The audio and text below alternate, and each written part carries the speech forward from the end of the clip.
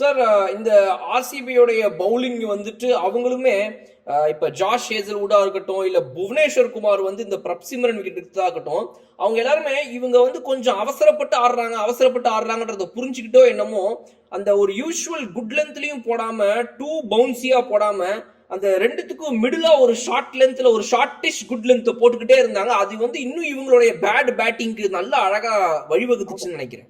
நான் உங்களுக்கு ஜென்ரலா சொல்லுவேன், கிளாசிக் விக்கெட்ஸ்ல அப்சல்யூட் டாசைல் விக்கெட்ஸ்ல போடக்கூடாத ஒரு பால் குட்லைன் தான் சொல்லுவேன்ல. பட் இந்த கேரம் பிட்ச்லயோ இல்ல சீம் ஆகும்போது நீங்க குட்லைன்ல தைரியமா போடலாம். சம்திங் லைக் புவனேஸ்வர் குமார், ஹர்திக் பாண்டியா, இந்த நிதிஷ்குமார் ரெட்டி எல்லாம் போடுறாங்க பாருங்க. வந்து சீம்ல அப்படி டிராப் பண்றாங்கல்ல லெங்க்ல. அந்த மாதிரி போட்டா it will make help for life help for the batters. அவரை கரெக்டா நீங்க மாட்டணும்.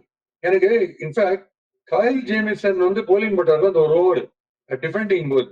அந்த செகண்ட் ஓவர் ஆஃபீஸ் நீங்க பாத்தீங்கன்னா அது சின்ன ட்ரெய்லர். இங்கிலாந்துல என்ன நடக்க போகுது டெஸ்ட் மேட்ச் நடக்குது ஒரு சின்ன ட்ரெய்லர். நீங்க பாத்தீங்கன்னா சும்மா சுக்கு சுக்கு சுக்கு பகீர்ந்ததுங்க. ஐயோ இதே கண்டிஷன் தான் இருக்கும் இங்கிலாந்துல. இதை நம்ம எப்படி ஆட போறோம்னு ஒரு சின்ன பயம் வந்தது.